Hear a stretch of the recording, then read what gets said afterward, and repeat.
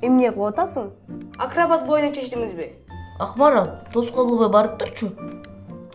Деги эмне болду? Циркке ойнойн деп жатасызбы? Жок ай, жөн эле эс тутумду бекемдеп жаткам.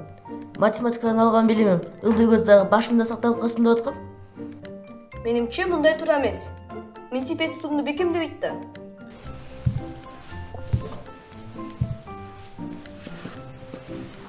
Анда кантип? Бул формаларды да жатташым керек. А квадрат минус Б квадрат деги сандар, цифралар көп экен. Деги башым жарылып кетмей болду. Жүр анда ашканага барып, бирге даярда эски китебин окуп көрөбүз. Ал жерде бул жөнүндө сонун кеңештер бар болушу мүмкүн. Ай, чын эле? Жүр анда кеттик.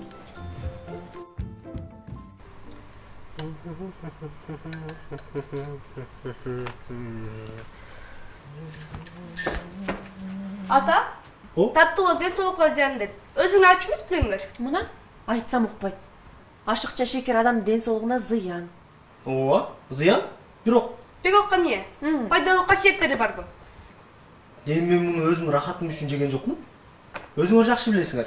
Мен эс тутумду көп талап кылган жумушта иштейм. Ал эми шекер мени азыктандырып, эс тутумду бекемдейт. Ай, анда бул мага керек турбайбы? Менимче, бирге даярда эски китебинде таптакыр башкача. Кандай? Мына. Мына таттуулар көз кайгандылыкка алып келет. Чарчатат жана ашыкча самак коштурат деп турат. Мына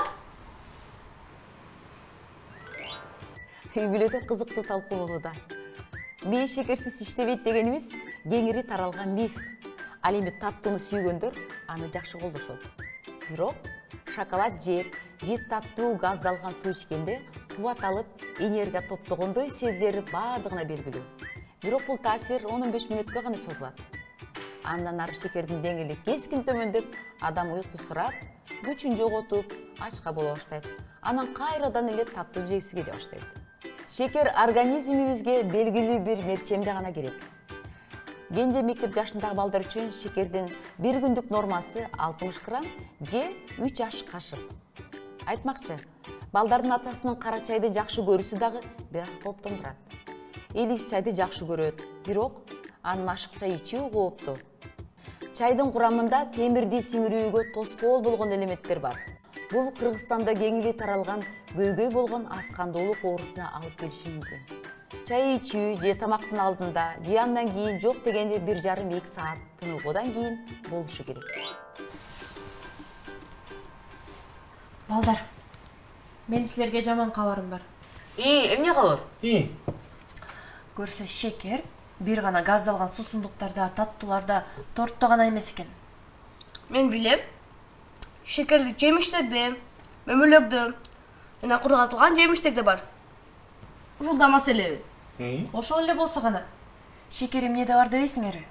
Нанда, колбасада, татым кошулган йогуртта, түгүл муздатылган, тоңдурулган котлеттерде да бар экен. Ой, койчу, ошо котлетте кантип шекер болсун? Ой, чын? Чын эле?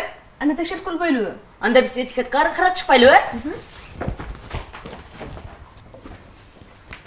Кана котлет берсем? Курамында эт. Колбасада шекер бар экен. Мен жакшы көргөн йогуртта дагы газдалган суусундукка караганда 2 эсе көп сахар бар экен. Мына Котлетте да бар турбайбы? Мына айтсам ишенбейсиңер. Бул үй бүлө бүгүн кызыктуу ачылыштарды жасашты. Албетте, бул таң калыштуу деле эмес. Ультра кайра иштетилген азыктарды өндүрүүчүлөр мындай мыйзам ченемдүүлүктү эч ак эле түшүнүшкөн. Канчалык көп таттуу жесек, ошончолук кайра саматат. Бул баңгиликтин көз карандылыгына окшош. Ошондуктан булочка, быштак, ал тургай атасы таң калып жаткан котлеттерге да кум шекер кошулат. Керектөөчүлөр тамак аштын таттуу дамдарына көнүп калышат да, ал эми пайдалуу тамактар аларга даамсыздай сезилиши мүмкүн. Эсиңиздердеби, биз башталгыч класстын балдары үчүн шекерди күнүмдүк керектөөсү тууралуу сүйлөшкөнбүз. Демек, 60 грамм же 3 аш кашык шекер таттуулардан жана пирожнойлардан гана эмес, башка көптөгөн, кээде күтүүсүз азыктардан да топтолушу мүмкүн экендигин биле жүрүү керек. Анда эмне? Котлет да жебей калабызбы? Мен йогуртту жакшы көрөм. сүт азыктарын пайдалуу экен деп жүргөм. Эми эмне кылабыз үчүн эле? Балким бул китептен жакшы маалымат таба алабыз. Дүрбөлөңгө түшпөйбүз. Менде айрым суроолорго жоопторум бар. Мисалы, биз ультра кайра иштетилген азыктардан баш тартып, кайра иштетилбеген табигый азыктардан колдонуп, тамак бышырып жешибиз керек. Анан такыр эле котлеттерден деле баш тартпаш керек. Фаршты өзүбүз алып үйдөн даярдап туруп, даамдуу котлет бышырабыз. Ошентсең, мен котлет жакшы көрөм го. Албетте, шекер зыяндуу. Бирок кээде мен таттуу жегим келет. Балким сизде жакшы ой бардыр. Шекердин ордуна анда бал колдонбойлубу? Бал? Бул жерде кургатылган жемиштерди да жесе болот экен. Мен болсо как, мейиз, кара өрүктү жакшы көрөм. Мисалы алар таттуу жана пайдалуу го. Туура айтасың балам. Алар пайдалуу. Бирок алар туура жеш үчүн ченем менен жеш керек. Күнүнө бир 3-4 кара мейиз же болбосо өрүк жеп койсо болот. Балчы. Балды деле ченем менен жеш керек. Анткени айрым адамдардын аллергиясы бар. Баса. Балды ысыт жебеш керек. Анткени балды ысытканда өзүнүн пайдалуулугун жана дарылык касиетин жоготот деп уккам. Туура айтасың. Балды болсо муздак температура менен тамактарга кошсо болот. Анан сууга аралаштырып ичсе да болот.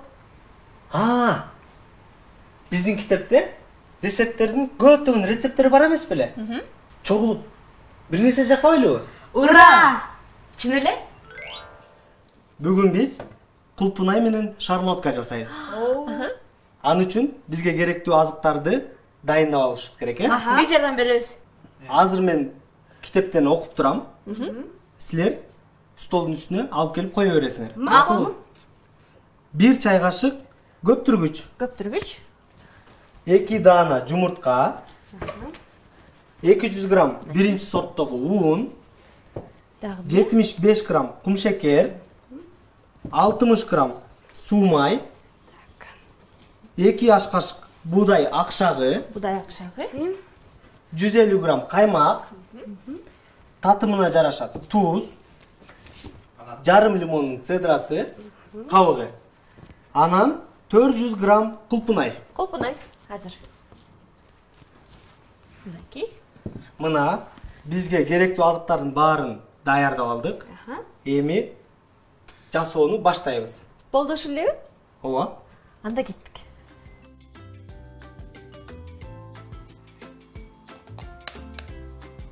Жумуртканы терең идишке чагып, кумшекерди кошуп, чалгыч же болбосо миксер менен максималдуу ылдамдыкта чалабыз. Жумуртка массасы жеңил, үлпүлдөп, көлөмүн көбөйтүүсү керек. Аралаштырууну улантып жатып, 50 грамм эрген сары майды кошуп, бир өңчөй болгунчакты аралаштырабыз.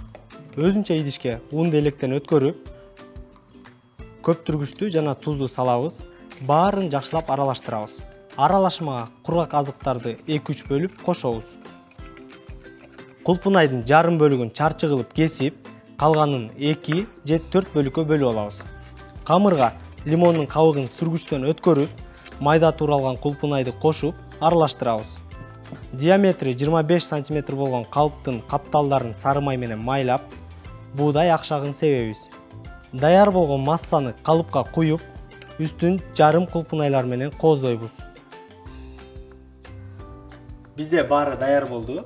Эми буну алдын ала 180 градуска ысытылган мешке 40-45 минуттага салабыз.